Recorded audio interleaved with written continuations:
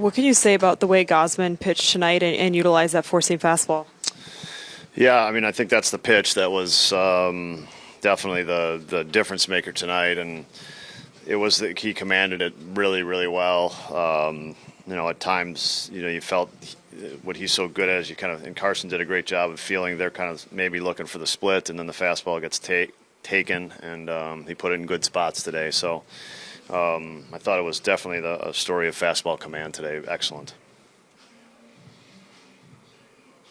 What did you think of just the offense, the way that, as the game progressed, able to get some big swings? Yeah, well, I mean, Kelly did a good job, and we were able to get a lead, but we get him out of there, and first hitter he faces, we get a big swing. So I thought that Mike's swing Conforto's swing was a huge one to give us some space, and then, as is always important, we did a nice job adding on.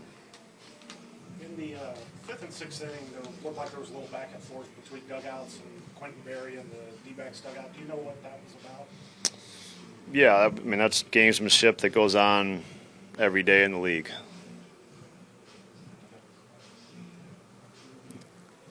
Pedro Ramirez also for you guys tonight. I mean, I know there's a lot of contributions, but just what can you say about offensively what he's been able to do? Yeah, I think Pedro's, stepped in here, and he stepped into, he was playing quite a bit, but we're counting on him now with Dansby being down, and he's doing his job. He's producing offensively. He's played a nice second base. And I'm happy for him. He continues to, after this big exposure here, to be an important player and a productive player for us. Kevin, you saying Conforto in spring training, has he exceeded your expectations? Oh, certainly. I think, one, just he's been really productive, and two, I think when you can sign a player kind of his stature and they come in and they accept a role that's not something they've done before, I think it builds things around the room. And I think Mike's been a real connector for this group. And so that his production and his, I think, leadership from that perspective has been really important. Seemed like the four-seam fastball was really the difference for you tonight. Can you just describe the way that it worked and kind of what made that pitch so effective? Yeah, first off, I thought Carson caught a hell of a game. Being able to recognize kind of them with two strikes, maybe looking for something soft. We kind of blew some fastballs with two strikes, kind of by guys today. Yeah, it's always nice when you have good enough command where you can throw that pitch a lot, and kind of knew early on that it was going to kind of be there when we needed it. So, yeah, you just kind of go with what you got. You mentioned, noticing early on. Was there a moment where you're like, okay, like they're looking split? I'm not going to give that away just because other people are watching too. But it was pretty early where we kind of felt like we kind of had figured out their game plan.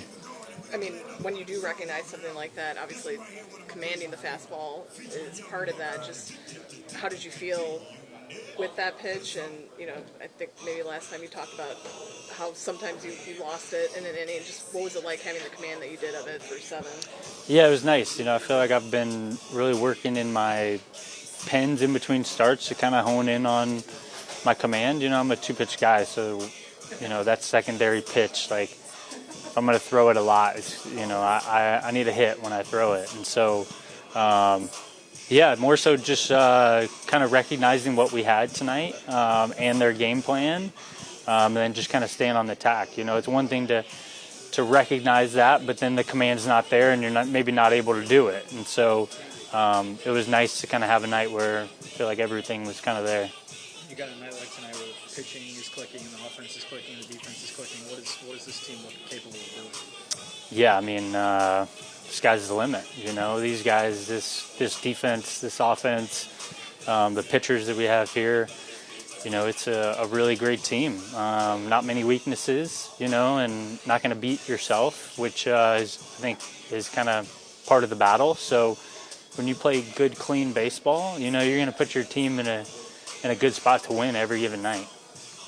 This offense, Ricky, can you just describe just the challenges that it presents, particularly like the back half, like he goes over 5, so 7-0. Yeah, I mean they're just relentless, from 1 through 9. I think you kind of try to let up, and then you got a guy like Pedro Ramirez coming up, so he's hitting 300. Like there's kind of no gaps in this lineup.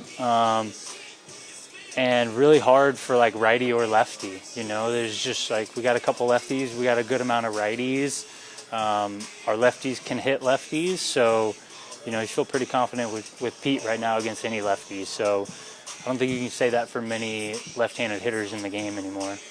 Well, Craig and Gauze talked about his four-seam fastball. Just kind of how did you guys utilize that to make it so effective tonight? Yeah, I think moving around the zone, working into some of those lefties, down and away to some righties, just kind of moving the fastball around. I mean, knowing as a hitter, it's hard to cover, up and in, down and away, up and away. I mean, every different location. So just keep moving the fastball around, and he did a great job of executing.